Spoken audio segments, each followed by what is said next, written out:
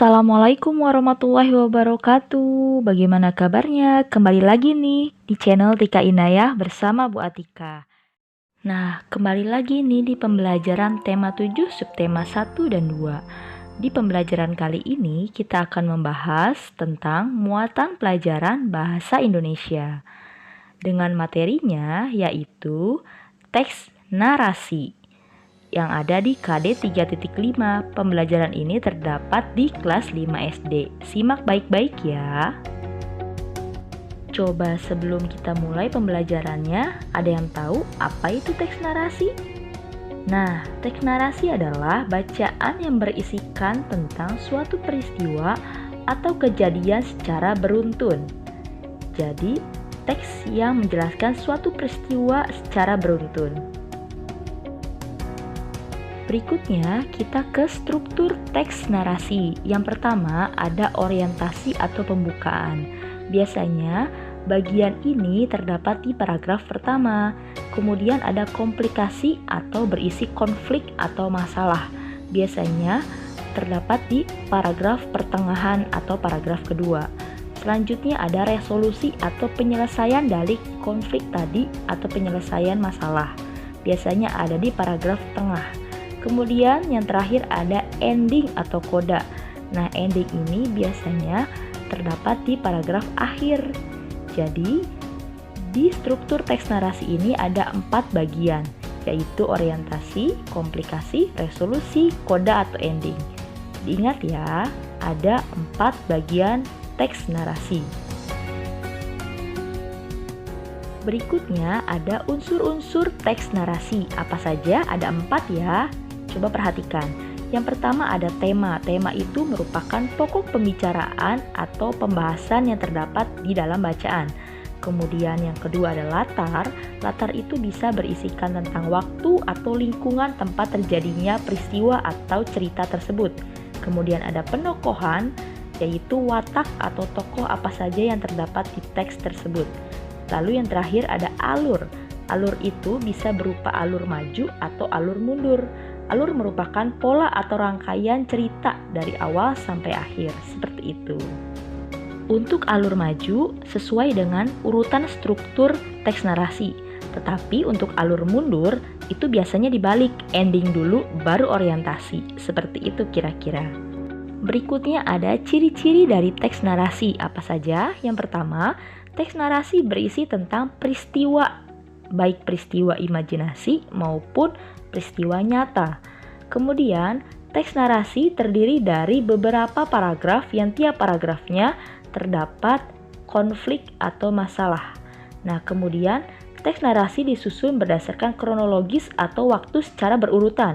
Yang terakhir, teks narasi terdapat unsur amanat atau pesan di dalamnya. Berikutnya ada jenis-jenis teks narasi. Apa saja? Yang pertama ada teks narasi ekspositorik dibagi menjadi 2, yaitu informatif dan biografi. Kemudian teks narasi sugestif dan teks narasi artistik. Apa saja sih perbedaannya? Nah, untuk teks narasi yang berupa biografi atau identitas seseorang atau tokoh memberikan informasi terdapat di dalam jenis teks ekspositorik. Kemudian untuk memberikan pendapat terdapat di teks narasi sugestif. Sedangkan untuk teks narasi artistik merupakan teks narasi yang berisikan tentang cerita fiktif atau dongeng, seperti itu. Berikut adalah contoh teks narasi ekspositori, yaitu biografi penulis novel Andera Hirata. Silakan kalian simak baik-baik pembagian struktur dari teks narasinya. Nah, berikut adalah contoh teks biografi Andera Hirata. Bagian orientasinya menjelaskan tentang Andera Hirata lahir di mana, tanggal berapa, kemudian siapa sih Andera Hirata, kemudian ada komplikasi atau masalahnya, kemudian ada resolusi atau penyelesaian masalahnya, ada koda atau ending dari biografi tersebut. Kalian bisa pause videonya lalu simak baik-baik dan dibaca ya.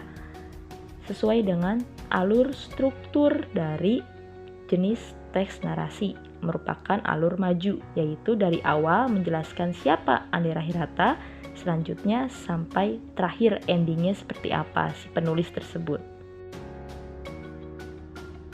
Berikutnya adalah contoh dari teks narasi sugestif atau sugesti, bisa dikatakan pandangan atau pengaruh dari penulis terhadap pembaca.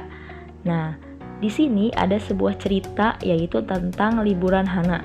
Jadi, si pembaca akan terbawa oleh suasana penulis seperti itu. Bisa juga teks narasi sugestif ini diperoleh dari cerita-cerita novel yang berkisah nyata seperti itu, atau cerita-cerita cerpen yang berisikan tentang kisah nyata, bukan fiksi tapi fakta, cerita atau kisah seseorang seperti itu.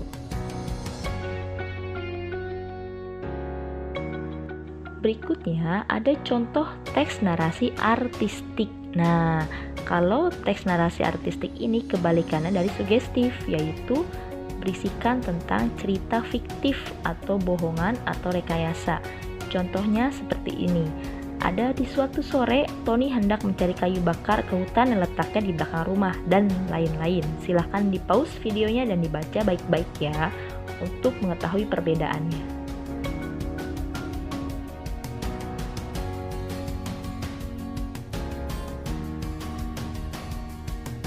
Nah, setelah kalian membaca dan dapat membedakan berbagai jenis contoh dari teks narasi, kita dapat menentukan beberapa poin penting, diantaranya yaitu bagaimana cara menentukan informasi penting dari teks narasi.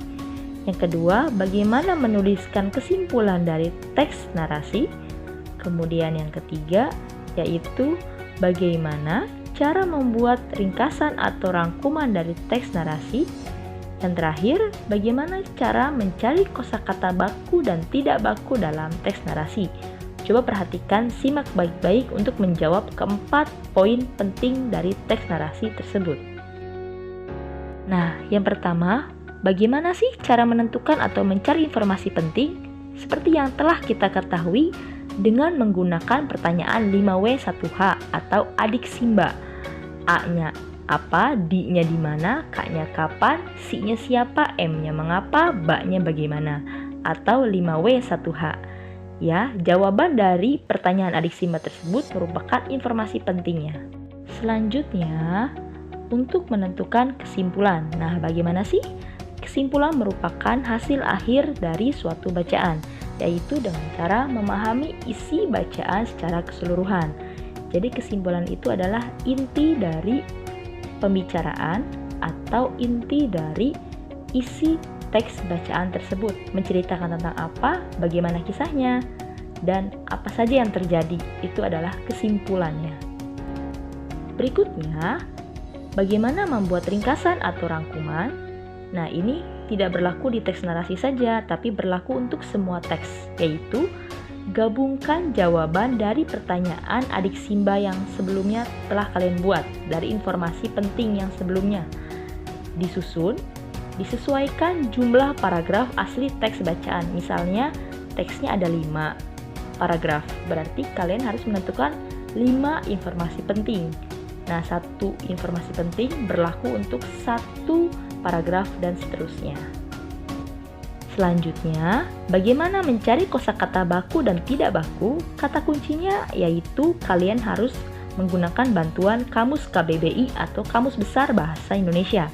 Contohnya, kata baku adalah peristiwa, tidak bakunya adalah peristiwa tanpa E. Nah, artinya adalah suatu kejadian yang telah atau akan terjadi. Banyak sekali kata baku dan tidak baku, kalian bisa lihat di KBBI ya. Alhamdulillahirrahmanirrahim, pembelajaran kali ini telah selesai. Semoga bermanfaat ya. Sampai jumpa di pembelajaran selanjutnya. Wassalamualaikum warahmatullahi wabarakatuh.